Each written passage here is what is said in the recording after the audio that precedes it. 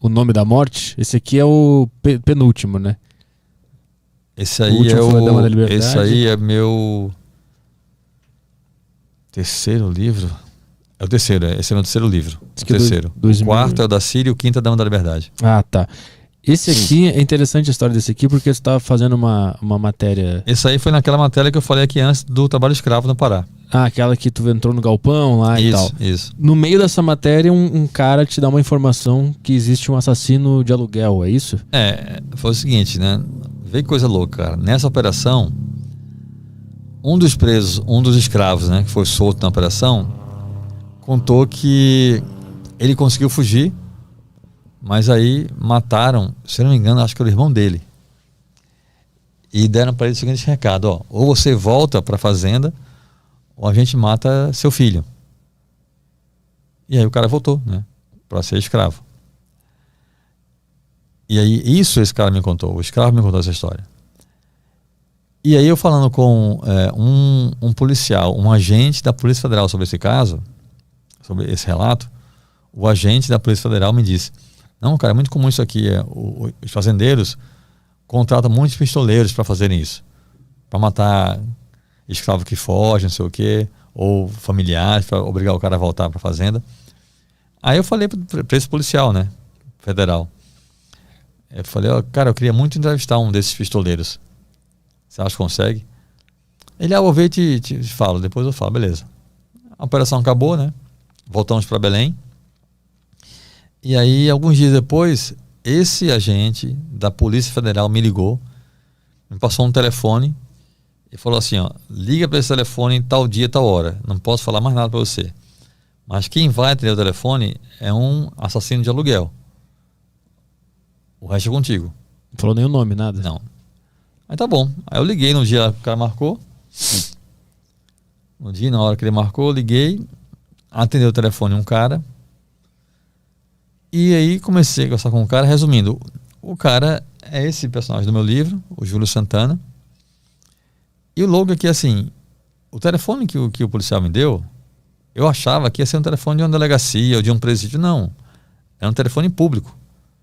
Um policial federal me deu o telefone de um assassino de aluguel que estava solto em atividade.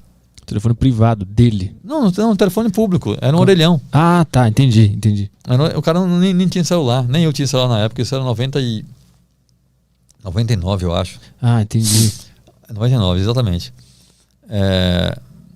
Um policial federal não achou estranho dar a um repórter da Veja o telefone de um assassino de aluguel que está solto em atividade. Que coisa louca. Por que tu acha que é isso? É só descuido ou tinha alguma coisa? Não, ele deu o telefone, ele não se ligou, ele achou que estava me ajudando tanto que eu não ia denunciá-lo, como de fato eu não fiz. O cara me deu o telefone de uma fonte, eu fui entrevistar o cara. Entendi. Mas é muito louco um policial federal saber por que esse cara, a polícia tem um telefone de um assassino de aluguel. Porque ele fazia muitos serviços sujos para a polícia também, entendeu? Ah, entendi. A polícia que quer queimar arquivo, manda matador, entendeu? Não paga nada. O que ele tem em troca nesses casos é a segurança, né? Tu liga para esse orelhão e o cara atende. Qual é a primeira abordagem? Não, eu falei, oi, tudo bem? Aqui é o Clécio da revista Veja. Esse telefone passaram para falar com você. Ele, oi, não, eu estava aqui te esperando. Então, comecei a conversar com ele. E aí falei, me disseram que você é pistoleiro, né? Trabalha com pistolagem. É verdade. Aqui. E o cara falando muito tranquilamente, entendeu? O problema é que, assim, a ideia nasceu para ser a matéria. Só que ele não me autorizava a colocar o nome real dele na matéria. E eu, como eu falei aqui no começo, eu só trabalho com nomes reais. Só que a história do cara era tão fantástica, a gente foi conversando, ele falando, não sei o quê, que aí a gente marcou de se falar sempre, tal dia, tal hora, ele marcava comigo para eu ligar para ele, né? Sempre nesse telefone público. E eu tinha certeza que uma hora, cedo ou tarde, eu iria convencê-lo a me autorizar a colocar o nome real dele na história, na matéria. Só que o tempo foi passando, eu saí da Veja, fui para outras revistas e tudo mais, e continuei falando com ele, né? E a história do cara só crescia, só melhorava, né? E aí eu já não estava na Veja fazia muito tempo. Quando finalmente ele me autorizou a colocar o nome real dele no que já era a ideia de um livro, nome real não apenas dele, mas de todo mundo que eu cito no livro, inclusive mandantes dos crimes, vítimas, tudo no nome real. Tem casos que eu conto no livro, Petri, que se você colocar no Google, aparece matéria sobre os casos. Entendeu? Gente que ele matou que virou notícia. E aí fiz o livro, né? Foi lançado em 2006. Assim como o livro da Síria, esse livro também ganhou o prêmio Jabuti de literatura e foi adaptado para o cinema, né? A capa do livro, inclusive, eu trouxe dois, né? Um para você e um para você sortear com o pessoal. A capa do livro, essa capa que eu te dei, é o cartaz do filme, que foi lançado em 2018 com Marco Pigossi e Fabiano Nascimento. Ficou muito bacana o filme.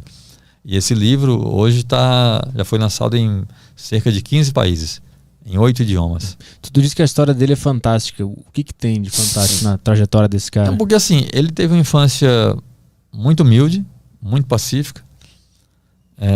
Ele nasceu numa comunidade ribeirinha, no Maranhão, na floresta amazônica. Isso anos 60, final dos anos 50, Ele nasceu no final dos anos 50. A floresta totalmente ainda preservada, né? Interior do Maranhão, comunidade ribeirinha, no meio do rio, não sei o quê.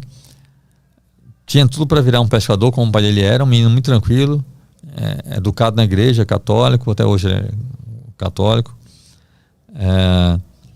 E aí, por causa de um tio que ele tinha, que era pistoleiro, o tio colocou ele nesse caminho da pistolagem. Ele começou a trabalhar com isso e tornou-se um cara que não se tem notícia no mundo de ninguém que assuma ter matado quase 500 pessoas. Porque ele tem catalogadas 492 mortes. Ele tinha um caderno que ele escrevia como fosse agenda, né, que ele colocava o nome do mandante do crime, o nome da vítima, a cidade onde seria o crime, quanto ele ia ganhar. Quanto que ele ganhava? Não, variava muito, mas assim, no livro, como o livro começa nos anos 70, né, e vai até 2006, quando ele para de matar, eu sempre coloco, isso é legal, porque eu vi esse caderno que ele tinha, né, que era tipo a agenda dele. E vendo o caderno dele, você via a mudança da moeda do Brasil, né? Mudar de cruzeiro para cruzado, para cruzeiro antigo, cruzado novo, esses nomes todos, né? Até chegar no real. E aí no livro, eu sempre coloco os serviços que ele fazia na moeda da época. Só que eu faço comparações para a gente ter noção de quanto era mais ou menos com o salário mínimo da época. Então, geralmente, quase sempre variava entre 3 salários mínimos a 10. O serviço mais caro que ele fez era tipo quase 10 salários mínimos, entendeu? Então é como se fosse hoje entre R$1.000 e R$10.000, entendeu? Coisa assim. Ele relata quando foi a primeira vez que ele matou alguém e o que ele sentiu? Então, a primeira vez que ele matou alguém foi por causa desse tio dele, que era um cara que ele adorava. Ele tinha pai, né, e mãe, mas tinha esse tio que para ele era o ídolo, entendeu? Que era um cara que já morava na cidade grande, a cidade de Imperatriz, né? Que hoje em dia, não sei, mas eu não gosto de chutar, mas eu acho que Imperatriz hoje deve ter, não sei, uns 200 mil habitantes, 300 mil talvez. Mas na época já era na cidade, né? E ele morava numa comunidade ribeirinha. Então o tio ia visitar a família dele, chegava de voadeira. Voadeira é uma canoa de alumínio com motor. E na cabecinha dele, quem tem voadeira é rico, né? O pai dele tinha canoa, o pai dele saía para pescar de canoa. Então o tio chegava com a voadeira. É como o teu pai ter um Fiat Palio e chegar teu tio com uma Mercedes, entendeu? Do ano bonitona. Então ele tinha essa admiração pelo tio. O tio foi o cara que ensinou ele a atirar, ele era ótimo de pontaria. E aí o tio foi visitá-los uma vez e pegou malária. Ficou muito mal. Na cama, na rede, sem conseguir se levantar, com muita febre, dor no corpo. E nesse estado o tio falou para ele, falou, seguinte, e todo mundo na família achava que o tio era policial militar, né? Porque o tio ia lá sempre com uniforme da polícia militar e tudo mais. E aí o tio falou para ele, vou te contar uma coisa que ninguém pode saber. Além de policial militar, eu também sou matador de aluguel. Eu vim aqui fazer um trabalho. Eu vim aqui para matar Amarelo. Amarelo era um pescador que tinha estuprado uma menina, acho que de 13 anos, filha de comerciante da região. E aí o comerciante contratou o tio dele para matar o Amarelo.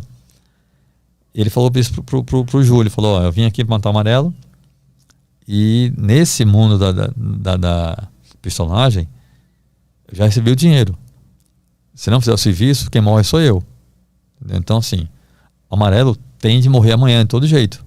Eu não tenho condições. Como você é bom de pontaria, eu quero que você faça isso para mim. E aí ele não queria fazer, ele ficou mal, ficou apavorado, mas por amor ao tio foi e fez. Né? Matou o cara, tava pescando na canoa no meio do rio, ele com a espingarda, né? Ele era muito bom de caça, deu tiro e matou o cara. E, nossa, cara, voltou para casa correndo na selva, chorando, agoniado, vomitou, teve febre. A mãe dele achou que ele estava indo com malária, mas não, era febre emocional, entendeu? O garoto tinha 17 anos, cara. Ele era virgem ainda quando matou a primeira vez. E jurou, e muito medo de ir pro inferno. E o tio dele ensinou para ele que se você rezar 10 Ave Maria e 20 Pai Nosso, Deus perdoa o assassinato. E o tio dele incutiu isso na mente dele. E aí ele, né, matou esse cara e jurou que mais nunca mataria ninguém. Só que o tio acabou, né, colocando o sobrinho nesse caminho, não sei o que, e acabou que ele virou. E na vida inteira só teve essa profissão. Teve um momento em que a mulher dele, com quem ele casou, que não sabia que ele era matador, achava que ele era policial militar, descobriu o que ele fazia, que ele era matador. A mulher deixou ele, levou os filhos com ela, ele ficou péssimo, arrasado, não sei o que, arrumou um emprego normal, numa serraria. No filme, inclusive, ele vai trabalhar numa balsa, mas na vida real foi uma serraria. E na serraria, o cara trabalhava. Aí quando ele foi pra serraria, a mulher voltou, né? Não, a mulher ameaçou deixá-lo, acho que ela não chegou a deixá-lo na história real, não lembro agora. É porque no filme a mulher chega a deixar sair de casa. O fato é que ele vai trabalhar na serraria, e aí a mulher fica em casa com os filhos. E aí, só que na serraria, cara, ele trabalha 8 horas por dia, né? Vive suado, aquele trabalho pesado, e ganha, o mês todo, ganha o que ele ganharia, menos do que ele ganharia num serviço, entendeu? Que ele faz um dia, assim, fazia 2 vezes por mês, às vezes 3, às vezes 1 só, enfim. E aí cai o rendimento dele cai bastante, e a família não consegue mais ter a vida que tinha antes. Nunca teve vida de luxo, nunca teve, mas assim, vivia numa casa decente, com energia elétrica, com TV, não sei o quê, e não conseguia mais pagar as contas na serraria. E aí ele volta a matar gente, e a esposa, mesmo contrariada, mesmo que aceita, entendeu? Porque vê que Sim. ou é isso ou é a miséria, entendeu? E ele te relatou que a pessoa começa a ficar mais fria conforme as mortes vão acontecendo, ou ele sempre usava o argumento lá da reza para continuar firme? Então, a vida toda ele rezava. Ele sempre, até porque ele é muito católico, né? Então sempre que matava alguém, ele ficava muito mal. Muito mal, ele sempre rezava. Uma coisa que o tio fez e ele colocou também na própria cabeça, eu tenho muito cuidado, Beatriz, de não colocar o cara como vítima, sabe assim? O sistema, não. Eu acho que não existe isso. Como eu falei aqui no começo, eu vim de origem muito pobre e ralei pra caramba e fiz as coisas direitas, assim. Tinha caminhos mais fáceis, entre aspas, né? Mas, cara, eu não acho que um cara que é criminoso ou traficante é vítima do sistema, não. Eu acho que ele poderia se esforçar e buscar outros caminhos. Poderia... Cara, tem gente que, não sei como, mas tem gente que consegue viver e ganhar salário mínimo, né? É mais fácil você virar um traficante e ganhar muito dinheiro e correr risco de morrer, ser preso, enfim. Mas o fato é que ele poderia ter outra vida, né? Ele pode ter sido vítima no começo, por amor ao tio, fazer uma coisa assim. Ele teve chance de buscar outros caminhos, né? Escolheu esse caminho porque ele quis. Então o que ele conta é que ele pegou muita coisa do tio de colocar na própria cabeça que é um trabalho, entendeu? E você não precisa amar seu trabalho. Você pode ser motorista de ônibus a vida inteira e odiar dirigir ônibus, mas é o que dá o seu ganha-pão. Então, o tio dele falava para ele o seguinte, ó, se eu não matar o fulano, o mandante do crime contrata outro pistoleiro que vai e mata. Então o cara vai morrer do mesmo jeito. você deixar de fazer um trabalho não vai salvar o cara. Porque o mandante contrata outro e o cara vai e mata. Mas tinha esse aspecto de querer salvar aquela vítima, assim, uma vontade de que aquele cara não morresse? Não, porque até isso faz parte da pistolagem, que é o seguinte: é você não querer saber a vida da vítima. Não saber quem é o cara, não saber por que o cara quer matar o outro. Só que tem uma coisa curiosa que ele fala, eu coloco isso no livro. Os mandantes nem sempre é o mandante que fala com o pistoleiro. Às vezes é um capanga do mandante. Então o mandante ou o capanga sempre fala para o matador porque é que o mandante quer que o outro morra, entendeu? Ah, não, porque ele fez isso, porque brigou, porque roubou o dinheiro do cara, porque pegou a mulher do cara, sabe assim? Porque pegou o dinheiro emprestado e não pagou, um monte de coisa assim. Então, ele acabava sempre sabendo o motivo pelo qual ia matar alguém, porque o mandante ou o capanga do mandante sempre falava. E a relação dele com a morte mudou, porque na primeira vez ele saiu correndo, rezou, vomitou, ficou mal. Quando que virou normal pra ele? Ele fala? E como que isso aconteceu na cabeça? Então nunca virou normal pra ele, nunca foi coisa mal. Mas era sempre uma coisa que ele colocava na mente como fosse trabalho. Né? Mas ele sempre ficava mal depois de matar. E tu encontrou com ele pessoalmente, né? Sim. Depois de quantas ligações vocês se encontraram? Depois de 7 anos. Só falando no telefone, 7 anos depois vocês se encontraram pessoalmente. Ele concordou que eu fosse encontrar com ele. Aí eu fui para a cidade que ele morava na época, a cidade de Porto Franco, no Maranhão, que é a cidade onde ele nasceu. Passei 3 dias com ele, conheci a mulher, os filhos dele, fui na casa dele. Foi interessante estar com ele, assim. E tu lá vivendo na casa dele, vendo o ser humano, existia uma dúvida na tua cabeça de tipo, como é que esse cara mata pessoas? Então, cara, isso é uma coisa louca na minha mente, assim, quando eu tô trabalhando, cara, meu foco é contar bem a história do cara, entendeu? Eu não faço julgamento de valor, não, nenhum. Eu sempre estou seguindo esse exemplo. Imagina que tem muita gente que pergunta, mas cara, por que você não tentou fazer ele parar de matar, sabe? Por exemplo. Eu falei, cara, minha missão não era essa, minha missão é contar a história do cara. Se eu for entrevistar, vamos supor, um arquiteto. Imagina que eu odeio arquitetura. Vou entrevistar um arquiteto e falar, cara, sai dessa profissão, vai ser médico. Não tem lógica, entendeu? Na cabeça dele era o trabalho dele, era a vida do cara. Minha missão ali não é tentar convencer o cara a ser outra pessoa. Minha missão ali é entender quem é aquele cara e contar a história dele, entendeu? Ele dava a entender em algum momento que ele queria parar de fazer aquilo quanto antes? Não, o que era claro pra mim é que, assim, ele não gostava do que ele fazia. Sim. Ele gostaria de ter outro trabalho, né? Tanto é que ele tentou uma época, mas assim... Sim. Mas ele tava com algum plano assim, eu vou fazer isso aqui até tal ano, vou juntar tanto dinheiro? Quando eu fui encontrar com ele, em 2006, eu consegui convencê-lo a me encontrar pessoalmente, justamente porque ele tinha decidido parar. Ah, entendi. E sair do Maranhão, ia para outro estado. Quando ele me encontrou isso, eu falei, Júlio, agora é a hora da gente se ver, velho. Porque assim, você vai parar de matar, vai morar em outro lugar longe. Você sabe como é que é a polícia nesse negócio. Ninguém vai sair te caçando pelo Brasil. O nome dele são 4 nomes. É Júlio, não sei o que, Santana, não sei das quantas. Aí eu falei, eu coloco só Júlio e Santana só. Mas eu preciso colocar... Ele falou, põe só Júlio então. Eu falei, não, só Júlio, aí também não rola, né? Ao menos vocês colocar o Santana. Ou outro nome que ele achou que era menos comum e de fato é menos comum.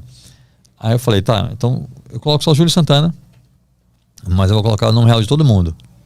Aí ele só pediu para não colocar o nome real, no nome da mulher dele. Não tem nome da mulher dele, é só a mulher. Eu sempre falo dela com a mulher dele.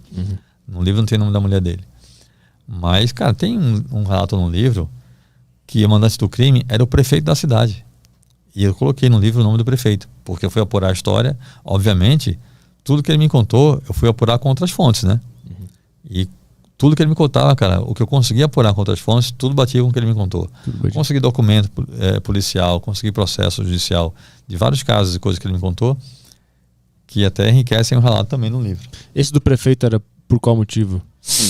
É que o cara, a vítima, era sindicalista, era presidente do sindicato de agricultores na cidade de Goiás, interior de Goiás, e estava despontando como o grande favorito para a eleição do ano seguinte a prefeito. E o atual prefeito queria concorrer E, assim, tava todo mundo na cidade dizendo que ia votar no cara, porque o cara era um cara honesto, sindicalista, que lutava pelos mais pobres, pelos agricultores, não sei o quê. E o prefeito não queria perder a boquinha, lógico, né? Mandou matar o cara. Nesses 7 anos que vocês conversavam por telefone, ele ia relatando os assassinatos? Não, a gente ia conversando. Era uma conversa. Conversa sobre qualquer coisa? Eu conduzia, ele marcava só o dia e a hora que eu devia ligar para ele, mas eu conduzia a conversa. Cara, teve dia de a gente ficar 3 horas conversando sem falar de crime nenhum. Só a infância dele, ou questões pessoais, relação dele com a esposa.